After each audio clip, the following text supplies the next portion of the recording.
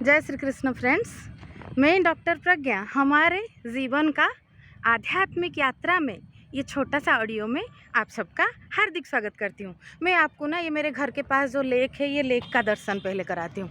देखो ये कितना सुंदर छोटा सा लेक है और इसका कहानी मैं आपको बताती हूँ। ये लेक जो है ना, ये विचारों से बना है, बाकी कुछ नहीं। बाकी सब तो जो है वो तो साधन है, वो साधन तो बहुत आसान है मिलना।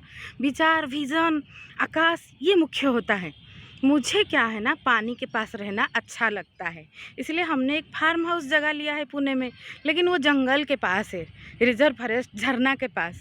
तो अभी बच्चों के पढ़ाई के लिए तो सिटी में रहना पड़ेगा। इंदौर में जहाँ है तो वहाँ पे पानी कहाँ से लाएंगे? तो एक परित्यक्त छोटा लेक था।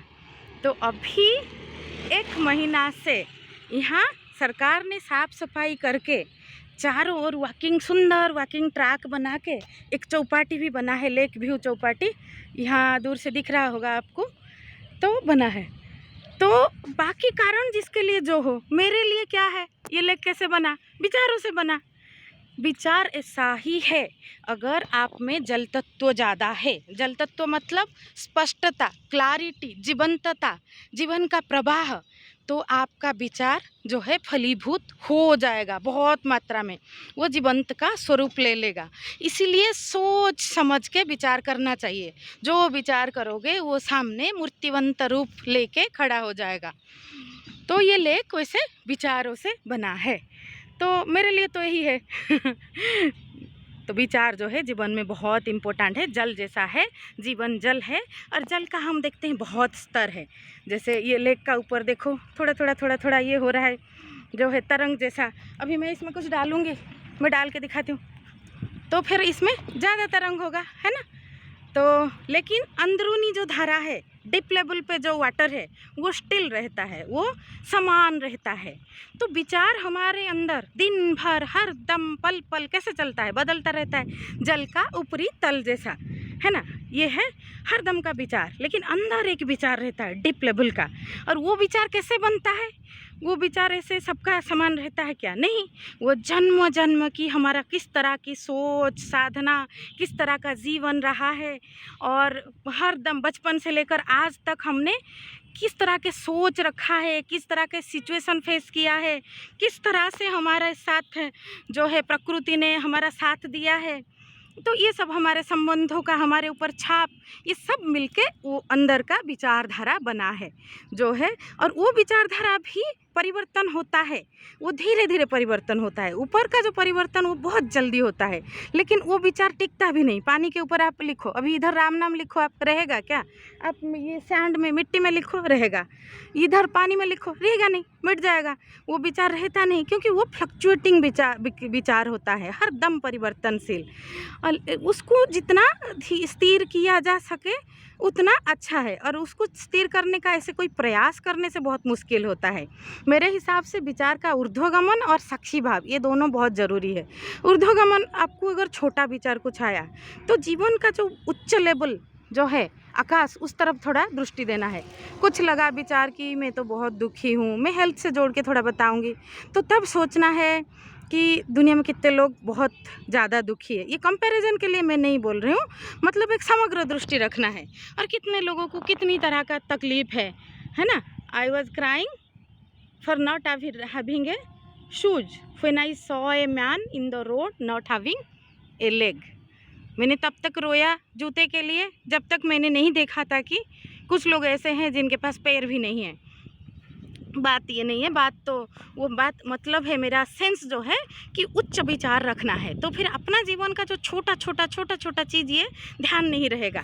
जो छोटा छोटा तरंग आएगा, क्रोध आया, ईर्ष्या आया, दोष आया, ये सब, उसके अंदर एक धारा रखना है कि नहीं, इंसान है हम सब, अगर दूसरे से कुछ गलती होता है तो हमसे भी होता है, तो ये चीज़ होता है। और एक साक्षी भाव अपने को अलग करके देखना है। एक घटना घटा तो उसमें मेरा विचार तेरा विचार विलीन हो जाता जाता है। जल में तो सब कुछ विलीन हो जाता है। जल जीवन है।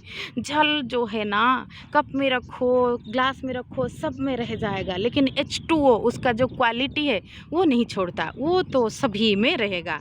तो जल का जो अंदरूनी हमारा धर्म, हमारा जो अंदरूनी जो स्वभाव है, ये हमेशा समान रहेगा। बाकी आकार प्रकार सिचुएशन के हिसाब से बदलता रहता है, ताकि हम सिचुएशन को अपने अंदर ढाल पाए। क्योंकि हमारा जो विचार है, वैज्ञानिक कहते हैं, ये खाली हमसे नहीं, हम किन किन लोगों से दोस्ती रखते हैं। सत्संग एक बहुत बड़ा, ये सब ग्रुप्स क्यों बना है?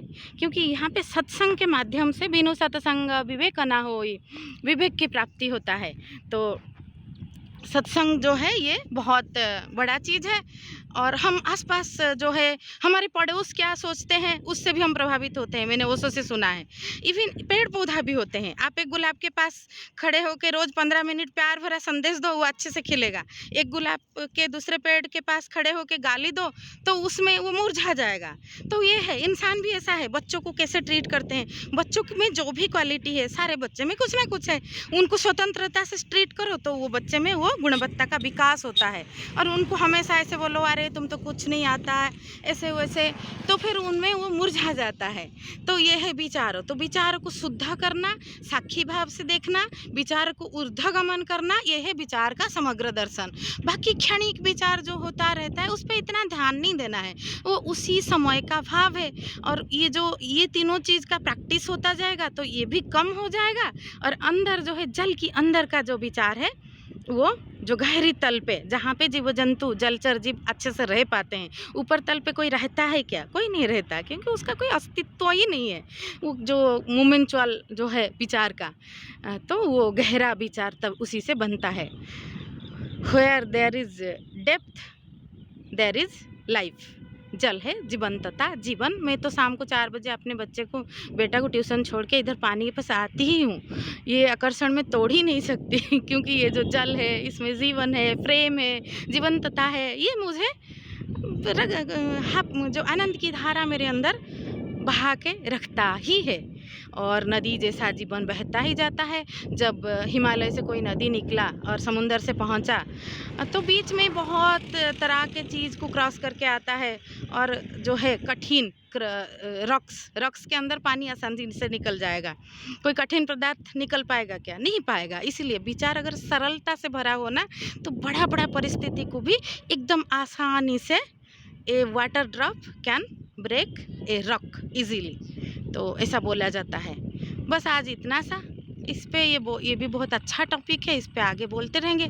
आप लेक का व्यू देखिए, ऊपर सूरज है, सूरज का अग्नि का किरण पूरा कम नहीं हुआ है। अग्नि अगर जल में गिरता है तो सबसे अच्छा खूबसूरत मैजिकल दृश्य बनता है।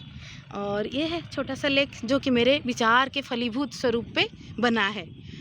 तो मैं सिटी लाइफ में रह के भी प्रकृति का ये नज़ारा और ये खूबसूरती ले पाऊँ, तो अस्तित्व को इसके लिए बहुत बहुत धन्यवाद। Thanks to all. जय श्री कृष्णा।